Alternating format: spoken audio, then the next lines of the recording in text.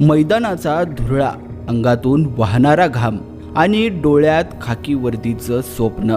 महाराष्ट्रभर सध्या पोलीस भरतीचा थरार सुरू आहे. हजारो तरुण जीवाचं रान करून मैदानात उतरलेले आहेत. याच स्वप्नाच्या गर्दीत काही जण शॉर्टकट शोधू पाहतायत.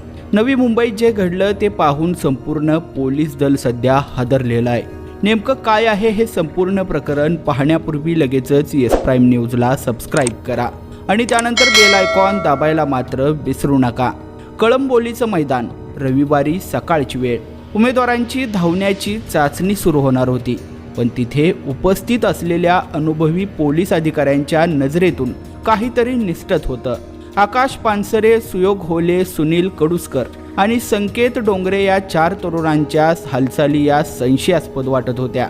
जेव्हा पोलिसांनी त्यांची झडती घेतली तेव्हा जे समोर आलं ते धक्कादायक होतं. कष्टाने नाही तर केमिकलच्या जोरावर खाकी मिळवण्याचा त्यांचा अघोरी प्रयत्न उघड झाला. आपल्या अंडरविअरमध्ये लपवून ठेवलेली उत्तेजक इंजेक्शनं पोलिसांनी जप्त केली. रक्ताचं पाणी करून धावणाऱ्या प्रामाणिक मुलांच्या पाठीत हा एक प्रकारे खंजीरच होता. ही टोळी साधी नव्हती. यामध्ये 21 वर्षांच्या सुयोगपासून 30 वर्षांच्या संकेतपर्यंतचे तरुण सामील होते.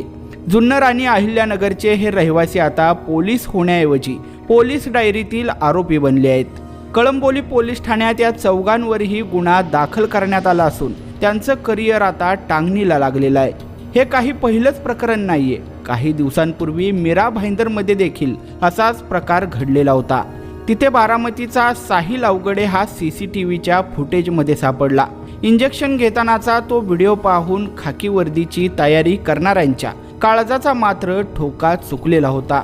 शेवटी निवडणूक असो वा पोलीस भरती, शॉर्टकट नेहमी विनाशाकडे नेतो. प्रामाणिकपणे मैदानावर घाम गाळणाऱ्या उमेदवारांच्या भविष्यावर हे प्रकार प्रश्नचिन्ह उपस्थित करतायत.